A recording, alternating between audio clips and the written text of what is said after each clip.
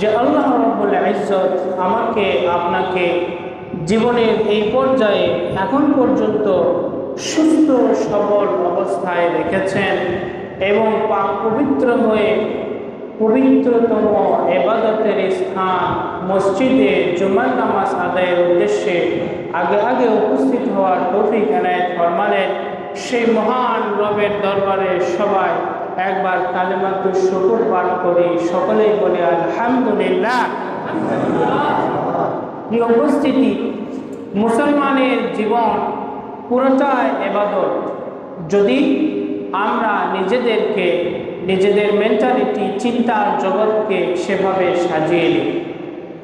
কিতাবে এসেছে যে মানুষ যে পেশাব পায়খানা করে এটা হচ্ছে শরীরবৃত্তীয় দুনিয়ার জীবনের একটা জরুরত, প্রয়োজন, ঠিক কিনা? মানুষ যে খায় সে প্রাণী যেই হোক না কেন, হোক মানুষ, গরু ছাগল, সাপ পোকামাকড়, বিচ্ছু, কাকপক্ষী, যে খায় সেই পেশাব পায়খানা করে। এটা দুনিয়ার জীবনের একটা অনিবার্য বিষয়, শরীরবৃত্তীয় একটা প্রক্রিয়া। রেচনতন্ত্রের মাধ্যমে খাদ্যের প্রক্রিয়া হয় এবং সেই প্রক্রিয়ার ভিত্তিতে শরীর যা কিছু গ্রহণ করে, যা কিছু গ্রহণ করার নয়, বর্জনীয়, সেটাকে তরল পদ্ধতিতে পেশাব আকারে বের হয়ে যায় এবং ঘন পদ্ধতিতে পায়খানা হয়ে সেটা বের হয়ে যায়। তো এই যে একটা পেশাব পায়খানা, আল্লাহ রসুল বলেন এটাও যদি সুন্নত তরিকায় করা হয়, এটাকেও যদি আমার দেখানো পদ্ধতিতে নিয়ম অনুসারে করা হয়, এই পেশাব পায়খানাটাও ইবাদত হিসেবে গ্রহণ হয়ে যায়। সুবহানাল্লাহ। এই উপস্থিতি, এজন্য আমরা আমাদের দুনিয়ার জীবনে যা কিছুই করি না কেন সেখানে যদি নবীজির সুন্নতকে ফলো করি, নবীজির আদর্শকে ফলো করি, ইসলামী রীতিনীতি, নিয়ম রেওয়াজ অনুসরণ করে চলি, সেটাই আমাদের জন্য ইবাদত। হাদিস শরীফে আরও এসেছে যে আল্লাহ রসুল এরকম বর্ণনা করছেন, তো তিনি সেখানে বললেন যে তোমরা যে স্ত্রীদের সাথে মিলন করো, সহবাস করো, সংসার করো, সেটাতেও ইবাদত। সাহাবায়ে কেরাম জিজ্ঞেস করলেন, ইয়া রাসূলুল্লাহ, এটা একটা মানুষের জৈবিক চাহিদা।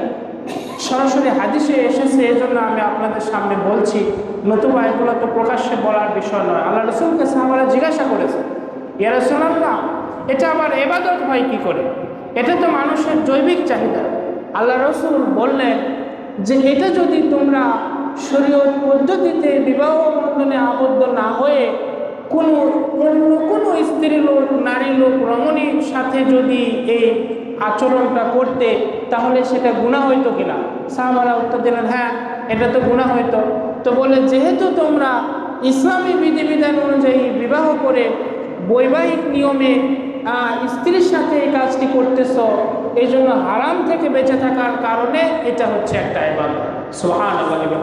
তাহলে দেখেন যে আমি বোঝাতে চাচ্ছিলাম যে যেটা আমাদের নিত্য প্রয়োজনীয়, আমাদের দুনিয়ার জীবনের প্রয়োজন পূরণ করে, সেটাও ইবাদত হয় যদি সেটা আমরা ইসলামের নিয়মে করি, যদি সেটা রাসূল পাক সাল্লাল্লাহু আলাইহি সাল্লামের দেখানো পদ্ধতিতে, রীতিনীতি আর সুন্নত অনুসরণ করে হয়। প্রিয় উপস্থিতি, আজকে আপনাদের সামনে ছোট্ট করে একটু আলোচনা করব। সেটা হচ্ছে এই যে আমরা দুনিয়ার জীবনে সময়ে সময়ে দান সদকা করি, তো এই দান সদকা সবসময় যে আখিরাতের জীবনে কাজে লাগে তা কিন্তু নয়।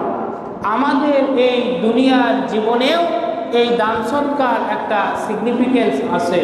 দুনিয়ার জীবনের উপকারার্থে, দুনিয়ার জীবনের সুবিধা পাওয়ার জন্যেও আমাদেরকে দান সদকা করতে হয়। অনেকে মনে করে যে বড় বড় অ্যামাউন্ট দান করলেই মনে হয় দান সদকা হয়ে যায়। সো যেহেতু আমি গরিব মানুষ, আমার সেরকম অর্থবিত্ত নেই, তাহলে আমার ওই কাজটা আমার জন্য নয়। ওটা যারা ধনী আছে, টাকা পয়সা আছে, সহায় সম্পদ আছে, তাদের কাজ। বিষয়টি কিন্তু এমন নয়।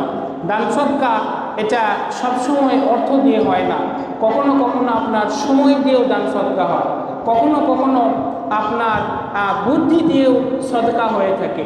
আল্লাহ রসুল বলেছেন, যে ওয়াজহুকা ফি আকিকা, অর্থাৎ আপনার মুসলিম ভাইয়ের সামনে একটা হাসি মুখে কথা বলা লেখা সদকা, এটাও হচ্ছে তোমার জন্য একটা সদকা। এজন্য সবসময় দান সদকা অর্থ দিয়েই হয় এটা জরুরি নয়। তো আমরা যখন আমাদের মুসলিম ভাইয়ের সামনে হাসি মুখে কথা বলি, সুন্দর করে অভিবাদন জানাই, সুন্দর করে কুশল বিনিময় করি, সেটাও কিন্তু সদকা হয়ে যায়। আবার আর অন্য হাদিসে এসেছে কুল্লু মারুফিন সাদাকা, প্রতিটা ভালো কাজে সদকা। আপনি সওয়াবের নিয়তে যে কোনো ভালো কাজ যদি আঞ্জাম দেন, করে থাকেন, সেটাও কিন্তু সদকা হয়ে যায়। তো দুনিয়ার জীবনে এ ধরনের সদকা এটি কয়েক প্রকার, আর্থিক এবং আর্থিক না হোক, সর্বমোট সদকা হচ্ছে টোটালি 3 ধরনের। কয় ধরনের? 3 ধরনের। তো এই দান সদকা এর প্রথম হচ্ছে ফরজ দান সদকা। তো ফরজ দান সদকাটা হচ্ছে আমাদের এই যে যাকাত ব্যবস্থাপনা, এইটি হচ্ছে ফরজ দান সদকার অন্তর্ভুক্ত। ফরজ দান সদকা এটি বিশেষ বিশেষ শ্রেণীর মানুষকে দিতে হয়, নারী হোক অথবা পুরুষ হোক। একটা নির্দিষ্ট পরিমাণ অ্যামাউন্টের উপর যদি বছর অতিবাহিত হয়ে যায়, তখন সেটার উপরে দান সদকা এসে থাকে, যেটাকে আমরা যাকাত হিসেবে চিনি। হাদিস শরীফে, কোরআনে অনেক জায়গায় এই যাকাতকে সাদাকা বলা হয়েছে। তো এই সদকা, যাকাত ব্যবস্থাপনা, এটি হচ্ছে ফরজ সদকা। এটা সবার জন্য নয়, এটা একটা নির্দিষ্ট অ্যামাউন্টের যার কাছে থাকে, সে হোক নারী, সে হোক পুরুষ, সে হোক ছোট অথবা সে হোক বড়, তার উপরে যাকাত আসে। ছোট হইলে অবশ্য আসে না, যখন বড় হয়ে যায় তখন থেকে, বালেগ হওয়ার পর থেকে এই যাকাত ব্যবস্থাপনা আসে। কারণ ছোট হইলে তো সে তখন তাসাররুফ, সম্পদের তাসাররুফ করার ক্ষমতায় রাখে না। তার অভিভাবক যে, তার কাছে তার সম্পদটা গচ্ছিত থাকে। একজন ছোট সন্তানের যদি বাবা মারা যায়, সে যদি সহায় সম্পদের মালিক হয়, তাহলে যতক্ষণ না সে বালেগ হচ্ছে, ইসলামী শরীয়তে বিধিবিধান অনুযায়ী সেই সম্পদ, ধন সম্পদ, জমি জমা সে তাসাররুফ করার মতো ক্ষমতা রাখে না। তার যে অভিভাবক থাকে তার হাতে থাকে, সে বালেগ হয়ে যাওয়ার পরে তার হাতে হস্তগত হয়। তো এই যে যাকাত ব্যবস্থাপনা, এটি হচ্ছে ফরজ দান সদকার অন্তর্ভুক্ত। দ্বিতীয়টি হচ্ছে সাধারণ দান সদকা। এইটি আমরা প্রাত্যহিক জীবনে যেটি করে থাকি সেটিকে বলা হয়, আমরা এই যে জুমার দিনে আমরা খুতবার আগে বালতি প্রেরণ করি আমাদের মসজিদে, অনেকেই অনেক জায়গায় কোটা প্রেরণ করা হয়। আবার প্রত্যেক ফরজ নামাজের পরেও অনেক মসজিদে আছে যে কৌটা যায়, আমরা দান করি। আবার এই যে আমাদের মসজিদের বাহিরে একটি দান বাক্স আছে, সেখানে আমরা দান করি। অনেক সময় কোনো মোড়ে, কোনো মাদ্রাসার এতিমখানার জন্য কোনো দান বাক্স থাকে, সেখানে আমরা দান করি। এগুলো হচ্ছে সাধারণ দান সৎকার অন্তর্ভুক্ত। এই সাধারণ দান সৎকার ভিতরেই কিন্তু একজন মুসলিম ভাইয়ের সাথে হাসি মুখে সুন্দর করে কথা বলাটা অন্তর্ভুক্ত। এই সাধারণ দান সৎকার মধ্যেই আপনার স্ত্রীকে আপনি নিজে কামাই করে আপনার স্ত্রীর মুখে ভাত তুলে দেওয়াটাও অন্তর্ভুক্ত। হাদিস শরীফে এসেছে এই সাধারণ দান সৎকার ভিতরেই অন্যান্য ভালো কাজ যেগুলো আছে সেগুলোও যদি আমরা সওয়াবের নিয়তে করি, সেগুলোও অন্তর্ভুক্ত। আর তৃতীয়তম যে দান সদকা আছে সেটি হচ্ছে সদকায়ে জারিয়া। আপনারা অনেক সময় শুনেছেন, মৃত ব্যক্তির আয়োজন অনুষ্ঠানে যুক্ত হলে এই হাদিসটি অধিকাংশ সময় বলা হয়ে থাকে যে মানুষ যখন মারা যায়, ইযা মাতা ইবনু আদম ইনকাতা আনহু আমালুহু ইল্লা মিন খালাস, মানুষ যখন মারা যায় তখন তার আমলের দরজা, সওয়াব পাওয়ার রাস্তাটি বন্ধ হয়ে যায়, কিন্তু 3টি পদ্ধতি থেকে সেই আমলের সওয়াবের বিষয়টি আসতে থাকে। প্রথম হচ্ছে সদকাতুল জারিয়া, যে সদকাটা এমনভাবে করা হয়েছে যেটার ব্যবহার চলমান আছে, যেখান থেকে মানুষ চলমান উপকৃত হচ্ছে, সেটি হচ্ছে সদকায়ে জারিয়া। এটি হতে পারে টাকা পয়সা দিয়ে কোনো কিছু করে দেওয়া, মসজিদ, মাদ্রাসা, জনকল্যাণমূলক কোনো কাজে ব্যয় করা, যেটার ব্যবহার চলমান, উপকার চলমান, এইরকম হতে পারে। অথবা সেটা হতে পারে কোনো একটি এলেমের কাজ, জ্ঞানের, দ্বীনি এলেমের জ্ঞানের কাজ যেটি আপনি করছেন। যেমন আপনি কোরআন শিখেছেন, আপনি আরও 2টা মানুষকে কোরআন শেখালেন, তাহলে তারা যে কোরআন পাঠ করবে সেটার একটা অংশ আপনি পেতে থাকবেন।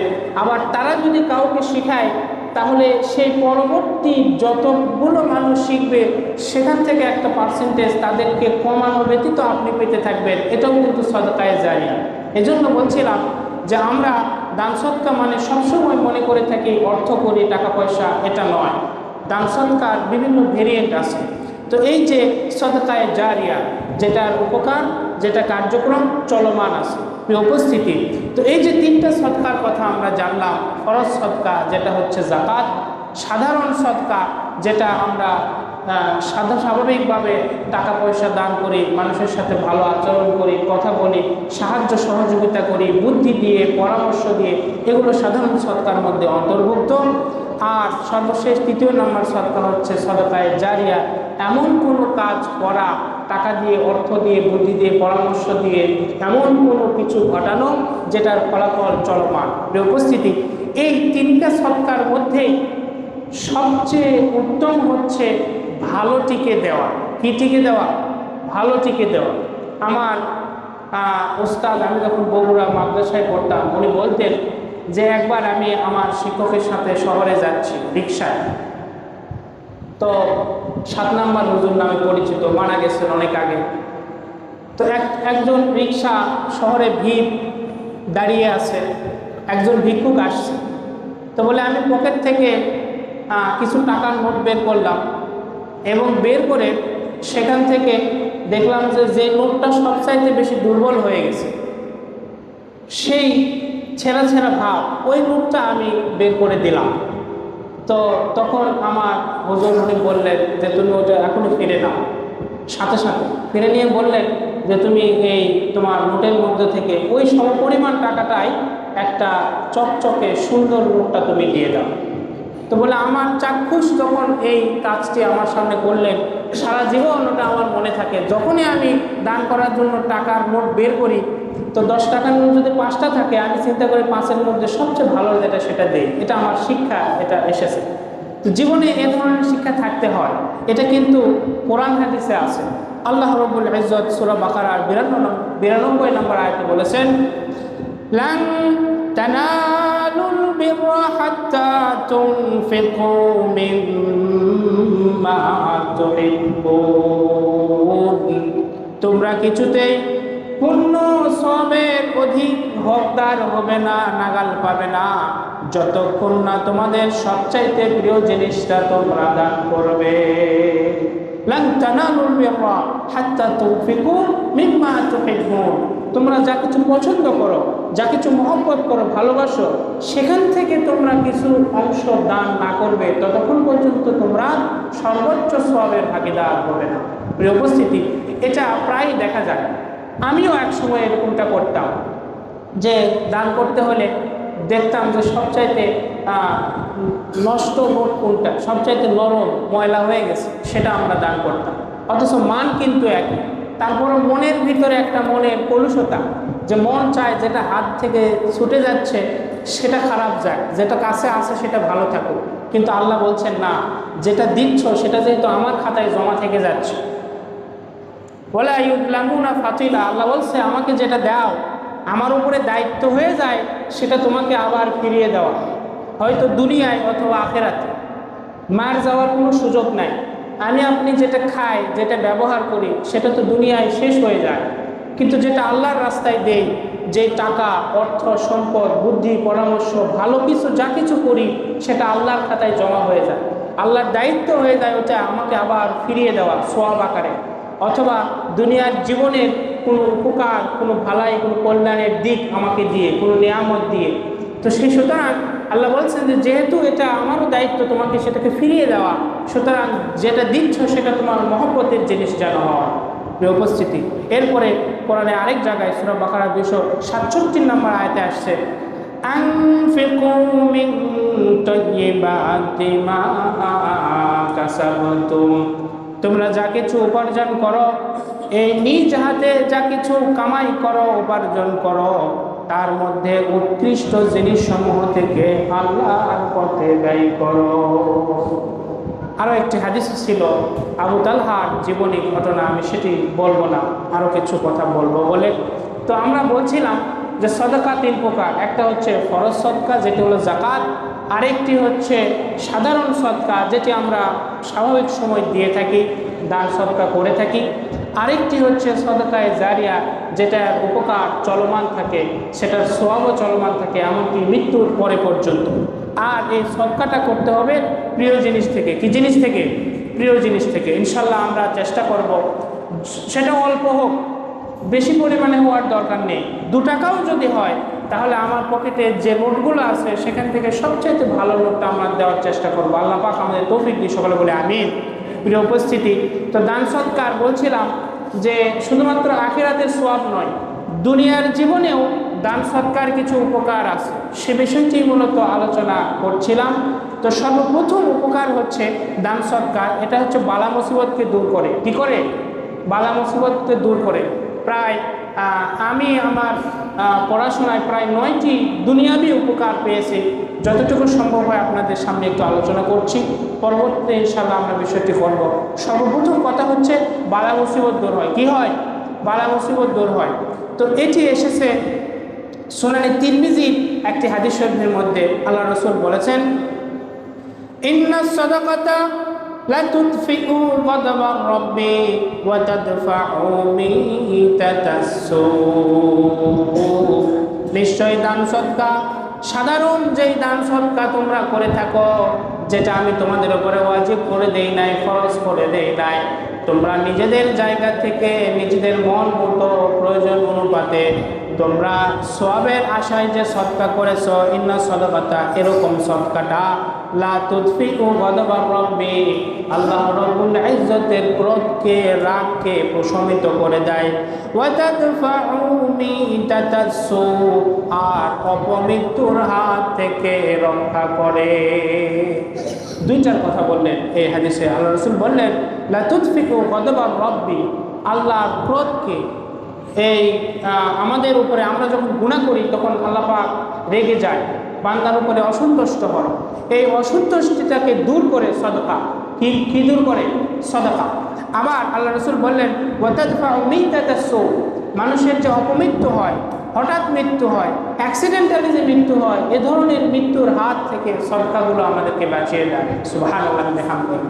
আবার আরেক হাদিসে এসেছে ইন্না সাদাকাতা তারুদ্দুল বালা, সদকা এগুলো বালা মুসিবতকে দূর করে দেয়। তো আমি গুনাহগার এই আমলটা করার চেষ্টা করি, আপনাদেরকেও বললাম যে আপনারাও চেষ্টা করবেন। অনেক সময় এমন হয় যে ঘরে কোনো একটা বিষয়ে অসুবিধা হচ্ছে, ধরেন কোনো একটা বিষয়ে সমস্যা হচ্ছে, আপনি হাদিসে আমরা যেটা পেয়েছি, রাসূলেরা রাসূল সাল্লাল্লাহু আলাইহি ওয়াসাল্লাম এবং সাহাবায়ে কেরাম 2 রাকাত নামাজ পড়তেন এবং কাউকে না জানিয়ে গোপনে কিছু সদকা করে দিতেন। সেটা যত অল্পই হোক না কেন, আপনার সামর্থ্য যতটুকু হয় ততটুকু। আল্লাহ পরিমাণ দেখে না, আল্লাহ দেখে বান্দা এই আমলটা আমার জন্য করেছে, আমাকে খুশি করার জন্য করেছে। যার কাছে 10 টাকা দেওয়ার সামর্থ্য আছে সে তো 10 টাকাই দিবে, যার কাছে 50-এর সামর্থ্য আছে সে তো 50-ই দেবে, ঠিক কি না? কিন্তু আমরা দেব কাউকে না জানিয়ে। সবসময় আমরা দান দেখাবো না, কেউ দেখে নাই, আমি জানি, আমার রব জানে। এরকম করে আপনি কিছু টাকা সদকা করে দিবেন, দেখবেন ইনশাআল্লাহ ইনশাআল্লাহ আপনার ওই মুসিবতটা অচিরেই কেটে গেছে। এটা কেউ জানে না কিভাবে কেটে গেছে, এটা গেছে। এটা রাসূলের পাকের একটা আমল। আল্লাহ রাসূল বলেছেন তাদফাউ মিতাতাস সূ ওয়া লা তুতফিউ গাদাবার রাব, আল্লাহ পাকের এই ক্রোধকে প্রশমিত করে দেয় এবং অপমৃত্যুর হাত থেকে রক্ষা করে। তো দুনিয়ার জীবনে দান সদকার একটা উপকার হচ্ছে যে বালা মুসিবত দূর হয়, আল্লাহর ক্রোধকে প্রশমিত করে, নিয়ামত রাজির পরিমাণ বেড়ে যায়। প্রিয় উপস্থিতি, আর সম্পদের দান সৎকার, সাধারণ দান সৎকার দ্বিতীয় আরেকটি উপকার হচ্ছে এর মধ্যে বরকত হয়। কি হয়? বরকত হয়, সম্পদটা বেড়ে যায়। সূরা বাকারা 276 নম্বর আয়াতে এসেছে, ইয়ামহাকুল্লাহুর রিবা ওয়া ইউরবিস সাদাকাত, মানুষ যে সুদ গ্রহণ করে টাকাকে বৃদ্ধি করার জন্য, সম্পদকে বৃদ্ধি করার জন্য, আল্লাহ বলছেন ইয়ামহাকুল্লাহুর রিবা, এই সুদ যেটা অধিক করার জন্য মানুষ গ্রহণ করে নেয়, এটাকে আল্লাহ মিটিয়ে দেয়। ইয়ামহাকু, মাহাকা ইয়ামহাকু মানে মিটিয়ে দেওয়া, নিশ্চিহ্ন করে দেওয়া। আল্লাহ বলছেন মানুষ মনে করে যে আমি সুদ গ্রহণ করলাম, সম্পদ বেড়ে গেল, কিন্তু আল্লাহ বলছেন না, এটাকে তুমি ভোগ করতে পারবা না। বাকারার 276 নম্বর আয়াত, আপনারা নিজেরাও দেখতে পারেন, বানিয়ে বলছি না। আল্লাহ বলছেন এটা আয়ান হাকো, এটা মিশে যাবে, এটা তুমি মানে ভোগ করতে পারবা না। তুমি দেখবা যে টাকা আমার হাতে এসেছে অতিরিক্ত, আমি সুদ আকারে যেটা পেলাম, কিন্তু এটা তোমার ভোগে আসবে না। হাতে আসবে কিন্তু ভোগে আসবে না। ইয়ামহাকুল্লাহু রিবা ওয়া ইউরবিস সাদাকাত। আর আমরা যা কিছু সদকা করি, যে বুদ্ধি সদকা করি, যে পরামর্শ সদকা করি, যে সময় সদকা করি, যে অর্থ সদকা করি, যে টাকা সদকা করি, আল্লাহ বলছেন ইউরবি, এটা বৃদ্ধি করে দেওয়া হবে, লম্বা করে দেওয়া হবে। আবার তাফসিরের ভিতরে এসেছে কখনো যদি সরাসরি বৃদ্ধি করা না হয় তাহলে বরকত হয়ে যাবে। দেখা গেছে আপনার প্রয়োজন কমে যাবে। কি হবে? প্রয়োজন কমে যাবে, টাকা কম, মনে হচ্ছে এই টাকায় তো আমি এই কাজগুলো করতে পারবো না, কিন্তু আপনার প্রয়োজন কমে গেছে। হঠাৎ করে যে রোগ ব্যাধি হয় সে রোগ ব্যাধিটা আপনার হয় না। অনেকের যেটা হয়, হঠাৎ করে একটা মুসিবত এসেছে যেটা উঠে আসতে আপনার কিছু টাকা ব্যয় করতে হলো, ওই ধরনের মুসিবত আপনার হবে না। তো এইভাবে বরকত হয়ে থাকে। কখনো সরাসরি বৃদ্ধি হয়ে যায় ব্যবসায়, অথবা বিভিন্নভাবে টাকা আসে কোনো না কোনো একভাবে, অথবা কখনো কখনো বৃদ্ধি না হয়ে বরকত হয়ে যায়। বরকত হওয়ার উদ্দেশ্য হলো প্রয়োজন কমে যাওয়া। তো দ্বিতীয়তম দুনিয়াবি লাভ দান সৎকার যেটি, সেটি হচ্ছে বরকত হওয়া। উপস্থিতি, তো আমরা পরবর্তী বিষয়গুলো, টপিকগুলো জানবো। এ জুমায় আমরা যেটি জানলাম সেটার একটা সামারি করি।